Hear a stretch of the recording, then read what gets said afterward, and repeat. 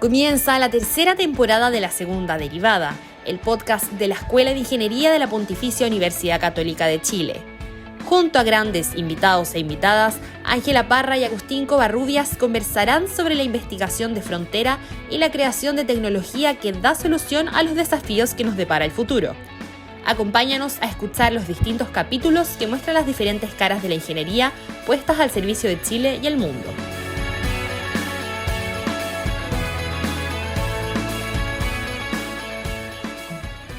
Bienvenidos todos y todas a un nuevo episodio de La Segunda Derivada, el podcast oficial de la Escuela de Ingeniería UC. Dado que estamos en la Semana de Innovación y Emprendimiento del CAI, esta vez decidimos traer a dos emprendedores de la escuela para contarnos su experiencia, igual como lo hicimos el año pasado. En primer lugar tenemos a Nicolás Vega. Nicolás es exalumno de Ingeniería UC, habiendo tomado los majors de Ciencia de la Computación e Ingeniería Industrial. Posteriormente, Nicolás hizo un Master of Science en Ingeniería en el Politécnico di Torino, en Italia.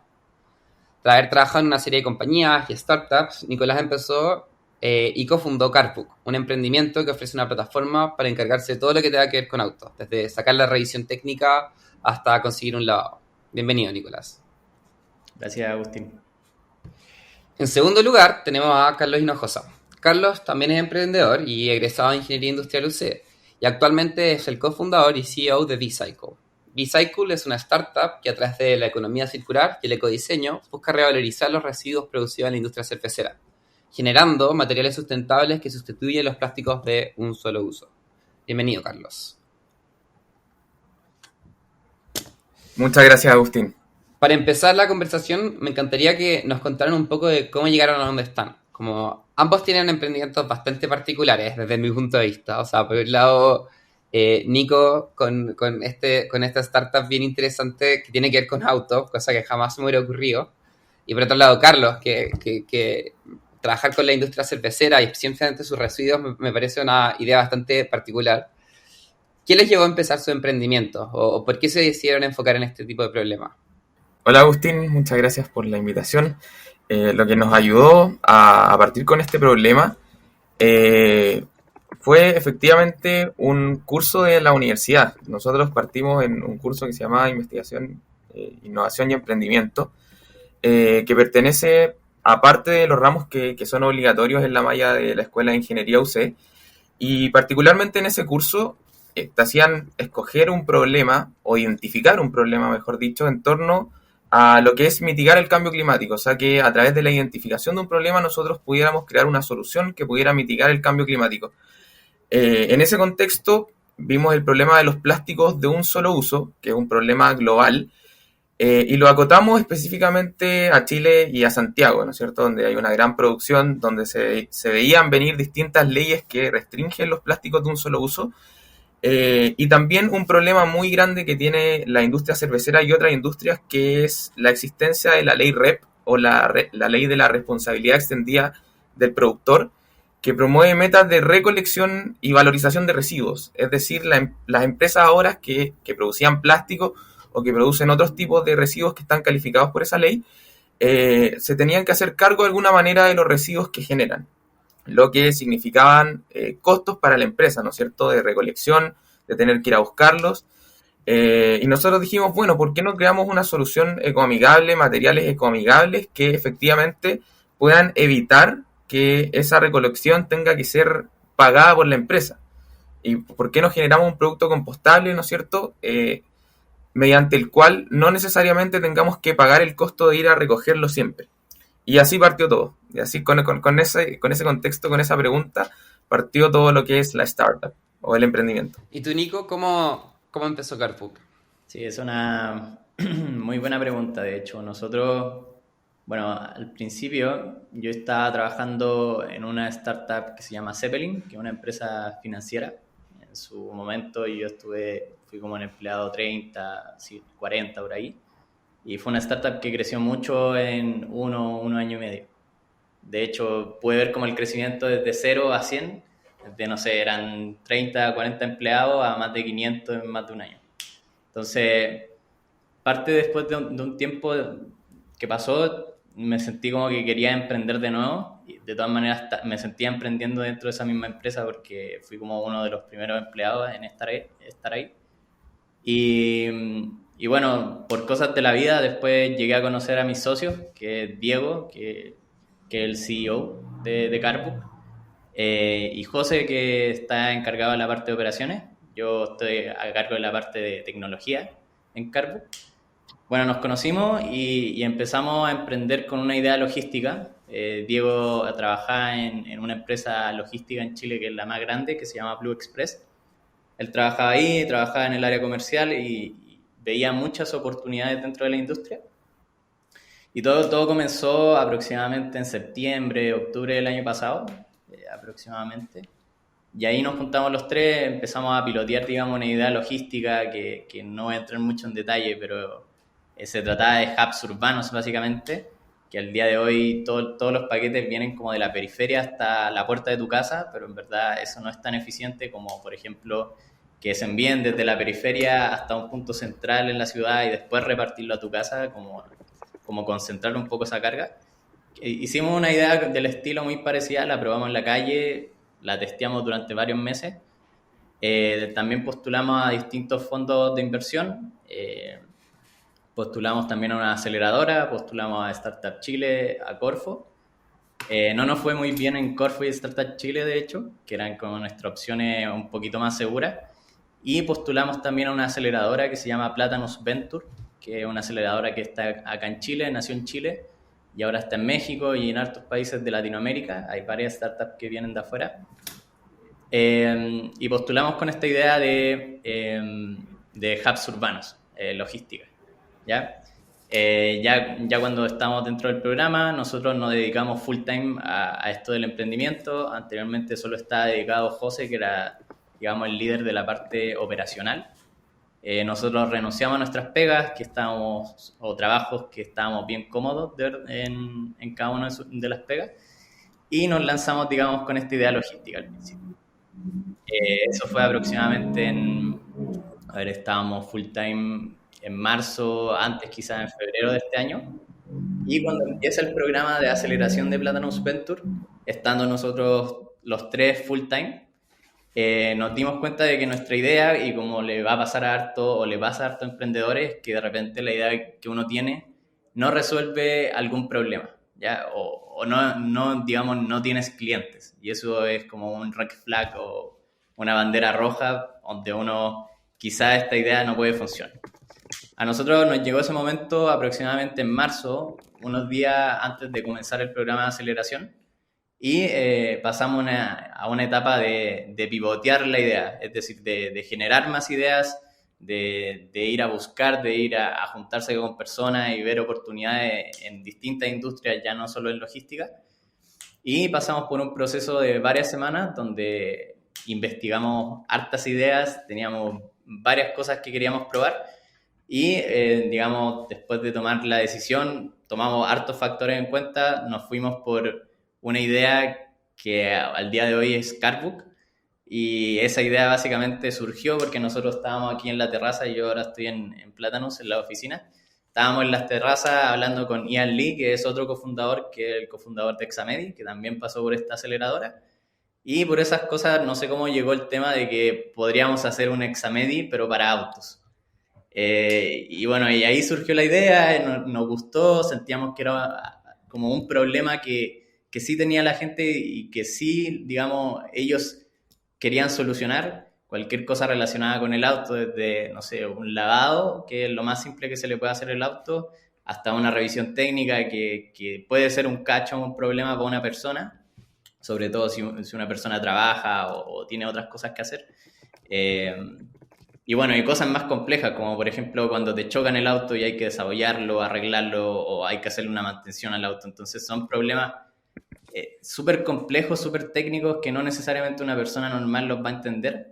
Y en la industria también se da que ese, digamos, gap entre la persona que sabe mucho, un taller, un mecánico, y la persona que no sabe nada, bueno, hay gente que se aprovecha un poco de esa asimetría de información. Y nada, nosotros lanzamos esta idea, nos demoramos, desde que nos decidimos hasta que la lanzamos como al mercado, nos demoramos menos de 2 días, yo diría 10 horas aproximadamente, en hacer un MVP súper rápido y testearlo con usuarios reales. Y nada, lo lanzamos primero como en nuestro grupo de amigos, familia, también aquí en la red de Plátanos, y funcionó súper bien.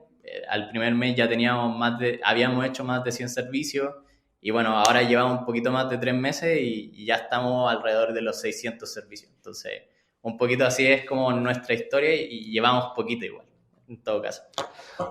Qué interesante que en verdad empezaron con una idea nada que ver con lo que actualmente es Cardbook. O sea, creo que Paul Graham, uno de los fundadores de Y Combinator, solía decir de que cuando ellos, Y Combinator, a todo esto es como la aceleradora más grande del mundo de startups.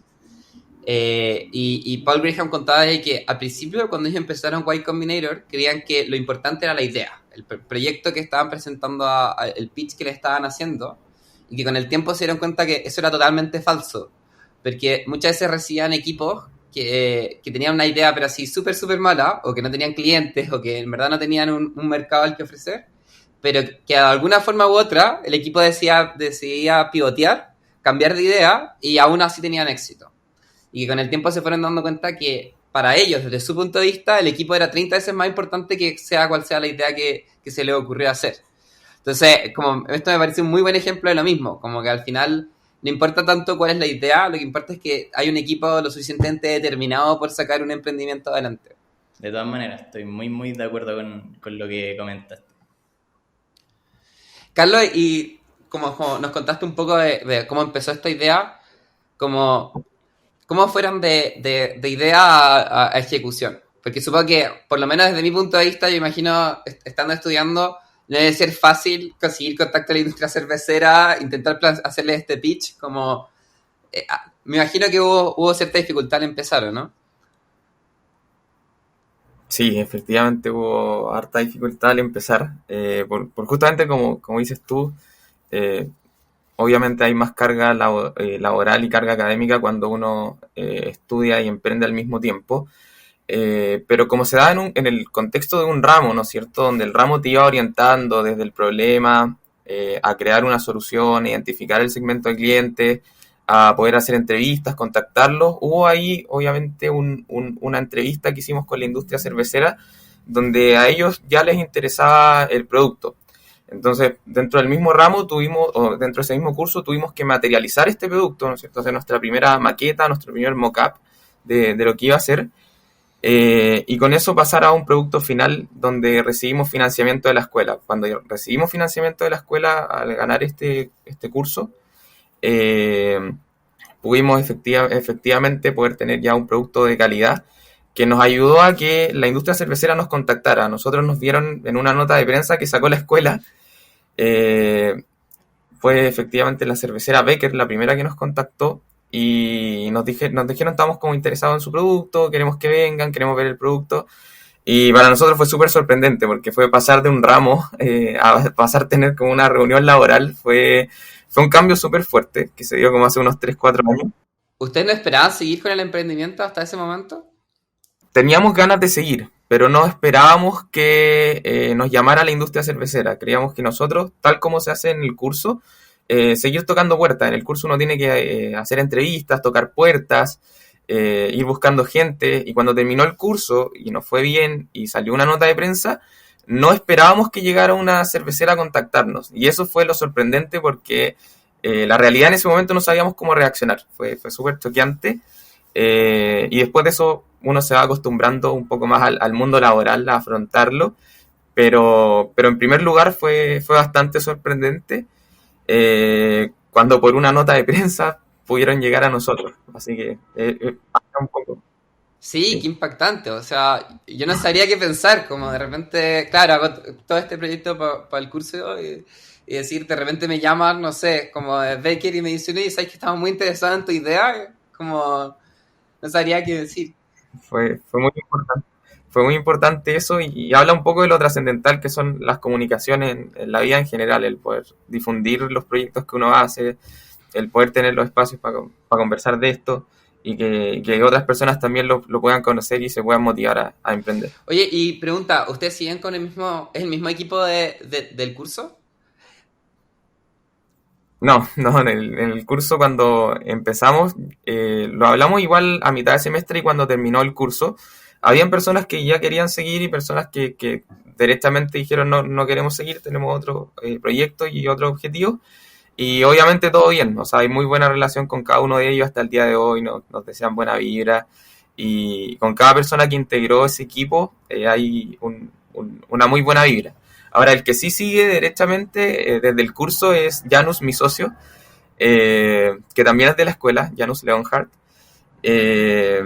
Y con él ahí hemos estado desde el inicio, ahí los 4 años. Y se ha ido sumando más gente de otras universidades al equipo también, y más gente que hemos conocido en el camino, porque es necesario ampliar el equipo para ir resolviendo las distintas necesidades que el mundo del emprendimiento te va exigiendo de alguna manera. Bueno, una de las preguntas que siempre hago cuando traigo gente quizás dedicada a los emprendimientos en el podcast es preguntarles cuál fue su mayor obstáculo o cuál fue un desafío que tal vez no esperaban al comenzar y que sin embargo tuvieron que solucionar muy tempranamente. Bueno, en Carbox supongo que su primer desafío fue más o menos evidente, ¿cierto? Como tenían una idea pero no tenían clientes y supongo que solucionarlo fue la respuesta de pivotear, pero más allá de eso, como uno tiene una idea de qué es el emprendimiento en su cabeza y me imagino por lo menos de que debe ser bastante distinto de la realidad.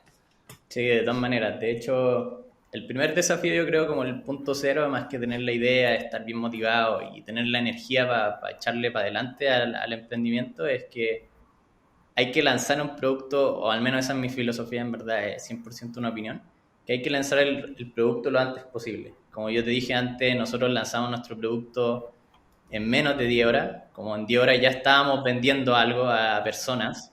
Entonces, yo todavía no te puedo creer eso. ¿Cómo que en 10 horas pasaron de idea a MVP validados? Como eso no me lo puedo conceptualizar. Como... Sí, obvio. O sea, yo soy bien computín para mis cosas. Y en mi trabajo anterior, digamos, mi trabajo era sacar productos lo antes posible a clientes. Y cuando hablo de productos, no son productos hermosos ni que funcionen al 100%, sino que te ofrecen, digamos, esa propuesta de valor que tú piensas que va a funcionar. Entonces, lo que nosotros hicimos, como bien en concreto, y ese fue un desafío también, como cómo hacemos para ofrecer, digamos, todos los servicios que nosotros queremos lo antes posible al usuario final, por así decirlo, al cliente final. Y nosotros lo hicimos bien simple y ahí te lo dejo como bien concreto para que te lo imagines cómo lo hicimos. Pero básicamente uno de mis socios se puso a llamar a varios proveedores por detrás que iban a ser como nuestra red de proveedores para que nos apoyaran con el lavado o revisión técnica o mantención, etcétera. Y bueno, por la parte tecnológica nosotros lanzamos una página súper rápido, le hicimos un diseño súper simple, pusimos los servicios que ofrecíamos y todo eso, digamos, te tiraba a WhatsApp. Y ahí en WhatsApp te atendía alguien, hacía el nexo con la red de proveedores y te lo enviaba para tu casa. No sé, pues, levantamos Mercado Pago, con eso enviamos el link de pago para que nos pudieran pagar y le enviamos la boleta de vuelta, ¿cachai? Como steps súper concretos que te dicen como ya, si lo hago rápido, lo hago bien y trato de hacer la experiencia lo menos friccionada posible, puedo ir iterando sobre eso, porque al final ese es como tu primer start point o el punto de partida que tú podís tomar. Entonces el primer desafío yo creo que fue sacar un MVP muy rápido. Y al final lo pudimos lograr. Ahora lo segundo que es un desafío para nosotros es también cómo vamos iterando ese producto, porque esta es la versión 0, yo diría que menos que MVP, quizás MVP es decirle demasiado, y lo fuimos iterando, digamos, a medida que íbamos teniendo clientes, le íbamos preguntando, y principalmente nuestros clientes eran familia, amigos, conocidos, entonces uno puede ir hasta ese cliente y preguntarle cómo fue su experiencia, qué nota nos pondría del 1 al 5 o qué podemos mejorar. Entonces, todo ese feedback, como bien cualitativo, después entra a nuestro backlog de tecnología y se incorpora al producto. Y todo eso se va haciendo semana a semana, no se hace en un mes, ideal que sea en horas, por así decirlo. Entonces, semana a semana uno va como armando, digamos, este producto que debería gustarle a la gente. Entonces, la segunda misión, además de como fortalecer tu producto, es obviamente que la gente ame tu producto, hable de tu producto, se lo recomienda a su amigo y, digamos, ese es, digamos, uno de los desafíos que ahora estamos construyendo. O sea, una de las partes de crecimiento de Carbook es mucho de referidos, de gente que recomienda o le comenta al amigo que usó tal plataforma para solucionar cualquier cacho del auto, y ahora a eso estamos apuntando. Y lo otro, obviamente, que ahora también estamos creciendo en equipos, estamos creciendo en digamos, desarrolladores, en gente en operaciones, en gente comercial, es crear también cultura, crear un ambiente entretenido donde la gente se sienta cómoda de poder expresarse, de poder trabajar. Al fin y al cabo, como dijo Carlos, tener una startup, un emprendimiento es súper intenso, pero también tiene que ser súper entretenido y un ambiente de aprendizaje distinto, digamos, a lo que ofrecen otras empresas. Entonces, también generar esa dinámica también es un desafío a futuro y conservarla también a medida que va creciendo el equipo, también es algo que hay que considerar. Entonces, esos más o menos son como los desafíos que yo veo hasta ahora para Carbook. Yo creo que el desafío más fuerte que tuvimos fue la pandemia, porque nosotros tenemos un producto físico, el de nosotros no es software, entonces necesitamos el trabajo físico, o sea, el laboratorio, o sea, estar ahí para poder testear los materiales, testear ahí para ver cómo van reaccionando. Y creo que eso fue súper difícil, porque nosotros teníamos planificado invertir nuestro tiempo en laboratorios, en salas, en estudios, en cosas que la pandemia no permitió hacer. Y en ese momento nos cuestionamos mucho qué hacer. O sea, cuando empezó la pandemia y ya nos dimos cuenta que la cuarentena se estaba alargando y que estaba pasando el tiempo. Y que obviamente uno no tiene la infraestructura en la casa para estudiar materiales a nivel avanzado. Decidimos postular a Corfo. Corfo abrió convocatorias y nos fue bien. Pudimos levantar un fondo Corfo en pandemia. Y después, en la misma pandemia, pudimos entrar como resultados que presentan en ese fondo Corfo a Startup Chile. Y pudimos con ese dinero poder conseguir laboratorios y unidades de desarrollo tecnológico en otras ciudades, porque en Santiago, como era la capital, había muchas cosas que estaban cerradas. Y pudimos conseguir una unidad de desarrollo tecnológico que está en la ciudad de Concepción. Y ahí pudimos agrandar el equipo y pudimos efectivamente seguir avanzando.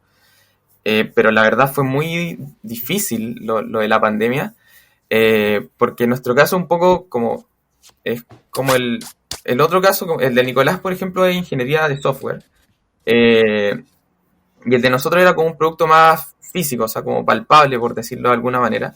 Entonces, en nuestro caso era como un poco diferente al de Nicolás en el sentido también de sacar el producto al mercado, porque nosotros, aunque quisiéramos, no hubiéramos podido sacar un producto en 10 horas.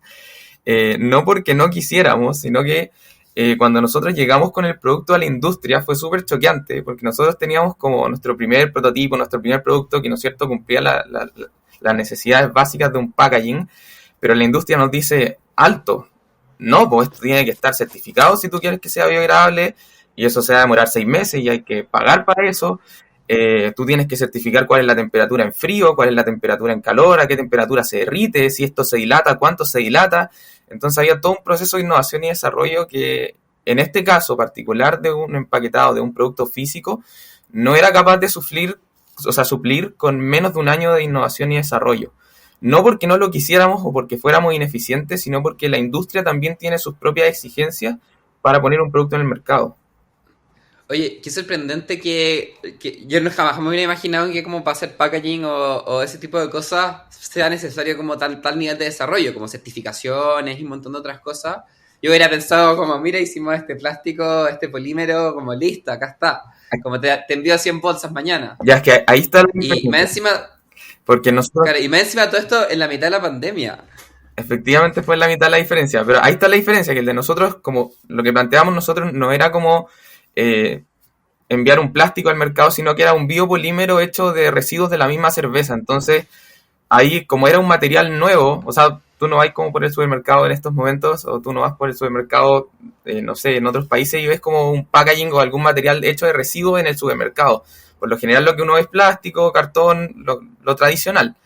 Entonces, como meter algo así al supermercado y más encima hecho de residuos, también no solamente había que certificar lo que estábamos diciendo que queríamos llegar, que era el compostaje, que o sea que el material efectivamente era compostable, que hay que certificarlo. Si una empresa va hacer marketing con eso. Por ejemplo, si la industria cervecera quiere sacar en un comercial que efectivamente está utilizando un material sustentable, tiene que certificar que así es, o sea, no puede decir que es compostable y que no lo sea.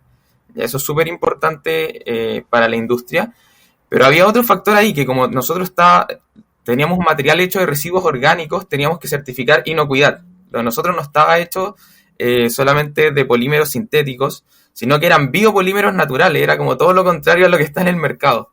Y por lo mismo teníamos que certificar que esos residuos orgánicos no iban a dañar el producto final, sea lo que sea que estuviéramos empaquetando. Y eso se llama certificado de inocuidad. Pero en resumen tuvimos que investigar mucho por los requerimientos que tuvo la industria, no fueron como fáciles de conseguir. Me parece impactante. O sea, más encima, esta es la mitad de la pandemia, ok, más encima se le ocurre ir a otra ciudad. ¿Ustedes estaban viajando de repente a Concepción para ver qué onda? ¿Trabajaban remotamente con un equipo allá? ¿Cómo fue esa experiencia? Remotamente, incluso una de las personas que ahora se unió a administrar Bicycle con nosotros, efectivamente es de Concepción. Y él viajó justo ayer, porque tuvimos una reunión presencial y viajó solamente para la reunión, así que súper jugado. Pero porque era una jornada, o sea, no era una reunión de media hora, sino que era una jornada presencial de planificación semestral. Y obviamente cuando uno está, no sé, 10 horas en el computador ya no rinde lo mismo, entonces como fue una jornada de planificación decidimos hacerla presencial. Claro, si ya es difícil hacer un prototipo o hacer el desarrollo de algo así, como imagínate, no me puedo imaginar como lo difícil que va a hacerlo más encima remotamente, con un equipo lejos de ti. Tenéis que estar como intentando sincronizar la pega, como ver los avances. Sí. Como es otro nivel más, ¿cachai? Sí, y cuando era la pandemia uno igual tiene gran parte de su cabeza pensando en cómo van a estar sus familiares, cómo van a estar sus amigos, cómo van a estar sus profesores, qué va a pasar al final. Entonces había fue un tiempo de incertidumbre bastante grande, pero que gracias al emprendimiento pudo avanzar muy bien. Me encanta. Estoy muy, muy impactado por eso. Ya, Carlos habló un poco de esto antes. O sea, que es como más o menos lógico porque su emprendimiento igual nació de un curso hecho por la escuela. Pero, ¿cuáles creen que... cómo creen que su paso por la escuela los ayudó a llegar a donde están ahora? Como más allá de tal vez haber sacado un proyecto en el curso de innovación, como qué habilidades creen que en verdad les sirvió a montar todas estas cosas. Sí, a mí, bueno, la universidad, además de las habilidades, digamos, técnicas o duras que te dejan un buen nivel, en mi caso computación, y que siento que además de eso uno también tiene que poner, digamos, de lo suyo para sobre destacar. Obviamente muchas habilidades blandas, que eso se trabaja harto en la carrera. También algo bien, bien potente, yo encuentro que es de hecho este curso de innovación, emprendimiento e investigación, de ingeniería. De hecho, yo también participé de ese curso, también, digamos, sacamos una startup que postuló a fondos de ahí, después murió, etcétera, pero fue un aprendizaje tremendo. Uno de mis socios también estuvo en el de innovación y también, digamos, ganó esos 3 primeros lugares, creo que eran, no me acuerdo muy bien, pero también, digamos, todos teníamos como una experiencia muy similar como acercándose al emprendimiento. Y eso nos dejó harto, yo creo, desde intentarlo y fallar, porque los dos fallamos, yo y mi socio, y después volverlo a intentar y hemos tenido varios proyectos, digamos, en paralelo, ya sea en el trabajo, que son hobbies o cosas que a uno le gusta, pero que también uno lo complementa, digamos, con todas las habilidades que te da, digamos, la carrera. Y bueno, además a mí, como yo aproveché harto la universidad, todas las oportunidades que hay, siento que comparado con otros lugares, un lugar donde uno tiene muchas oportunidades, además de lo digamos, académico. Yo en particular postulé al programa de doble grado de la Universidad Católica y bueno, ese programa consiste en que uno hace un máster en Europa, en universidades de Europa, y va allá 2 años o 1 año y medio. Después vuelve. A mí esa experiencia también me marcó mucho, me dio como una mirada un poquito más, digamos, internacional de lo que estaba pasando afuera, también con startups, también con otros emprendimientos, conocer gente distinta, hacer distintas redes.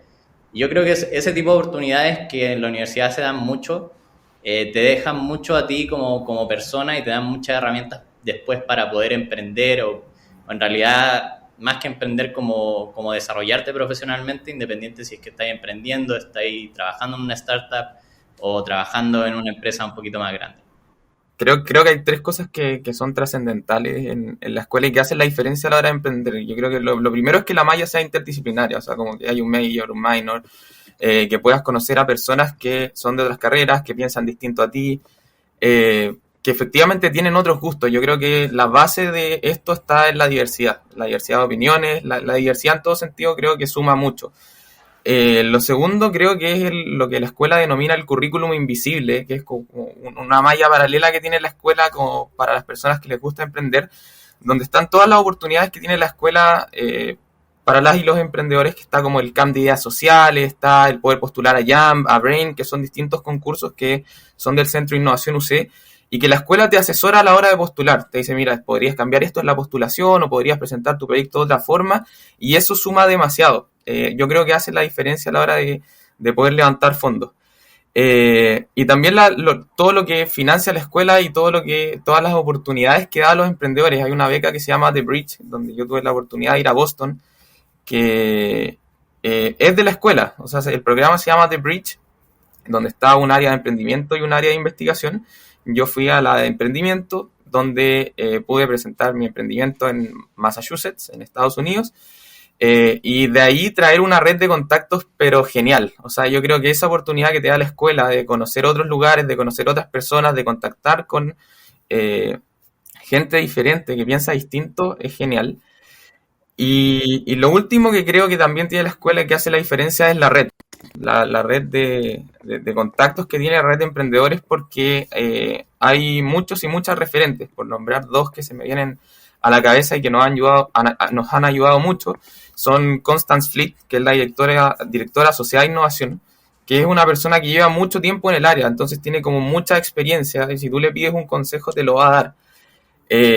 Ese consejo a la hora de postular a JAMP, a Startup Chile, a Corfo, hace mucho la diferencia. O si quieres algún contacto en la industria, ella también tiene demasiados contactos y eso suma mucho a la hora de poder sacar un proyecto adelante.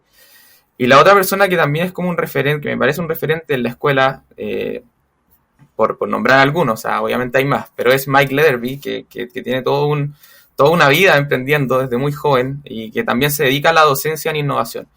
Y eso para uno como emprendedor es súper inspirador. O sea, ver a una persona que desde muy pequeño emprendió, que te enseña sus habilidades, que está dispuesto a ayudarte, y que al final es tu profesor igual, suma mucho a la hora de responder las preguntas que te va dando el mundo del emprendimiento. Así que creo que esas tres cosas que tiene la escuela son trascendentales.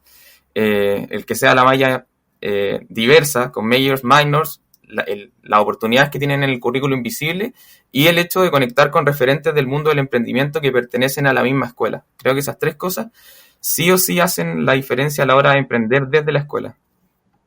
Claro, de hecho, para la audiencia tenemos un episodio que grabamos en la mitad de la pandemia con Mike Leatherby, precisamente, que es el episodio que sacamos de Innovación y Emprendimiento, Desafíos y Oportunidades en Tiempos de Cambio, que precisamente habla de los desafíos de emprender en la mitad de la pandemia. Algo que supongo que Carlos es bastante familiar.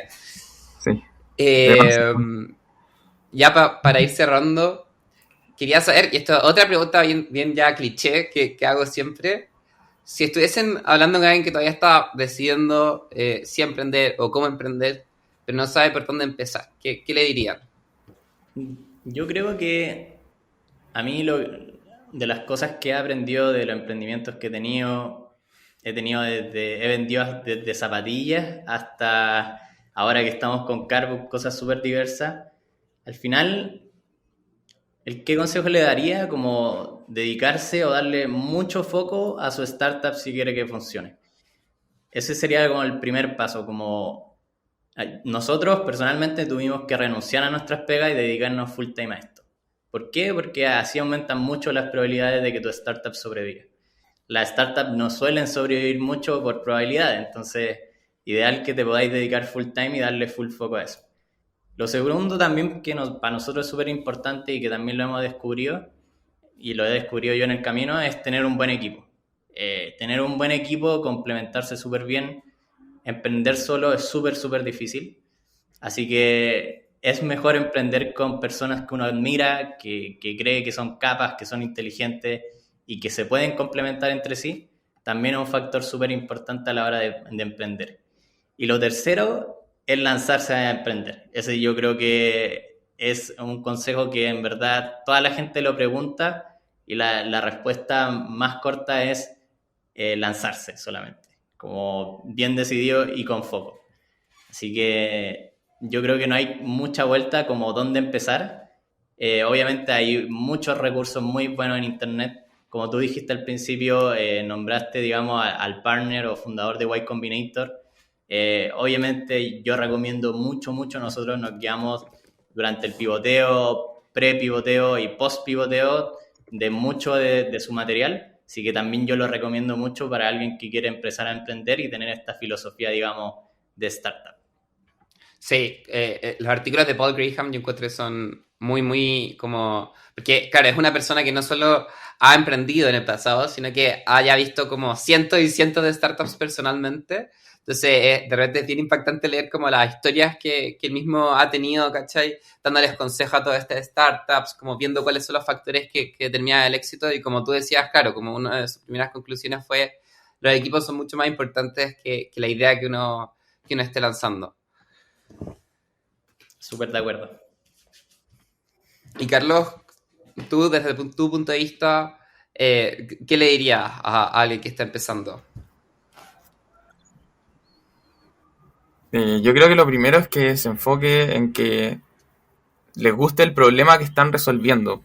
Por ejemplo, en Bicycle particularmente, todo este problema de los plásticos de un solo uso, de la sustentabilidad, era todo un rollo para nosotros, o sea, todo un cuento como moral. Entonces, esa es la principal razón por la que seguimos y por la que seguimos trabajando hasta el día de hoy. Porque las personas que conformamos el equipo realmente tenemos como algo dentro que nos apasiona la sustentabilidad. Y esa pasión por ir resolviendo problemas ligados a la sustentabilidad es lo que nos hace continuar cada día. Yo creo que eso es lo principal, que te apasione lo que estás resolviendo porque te permite perseverar a lo largo del tiempo. Y estoy muy de acuerdo con lo que decía Nicolás y con lo que decía Agustín al principio también sobre el equipo. Yo creo que es trascendental que estén alineadas las personas que están trabajando bajo un objetivo común. O sea, que efectivamente tengan pasión por esa misma causa o por ese mismo problema que están resolviendo. Porque eso es lo que permite que todos al final puedan trabajar de manera coordinada. Pero me quedo con que lo principal es la pasión que nace con cada persona que integra el equipo. Sí, creo que es algo que ya hemos visto en todas las personas que hemos invitado emprendedores a este podcast. Bueno, con eso quería darles las gracias por venir hoy día, como en verdad ha sido muy impresionante o interesante escuchar su experiencia emprendiendo. Aparte son experiencias que en mi opinión son bastante diferentes, pero complementarias. O sea, nos dieron una vista mucho más como comprensiva de qué es emprender y las distintas formas en las que se puede desarrollar. Así que eso, muchísimas gracias. Vale, muchas gracias a ti, Agustín, por la invitación. Yo creo que la pasamos súper bien ahí conversando. Muchísimas gracias, Agustín. Estuvo genial. Y muchas gracias, Nicolás, por estar acá en la conversación junto a nosotros.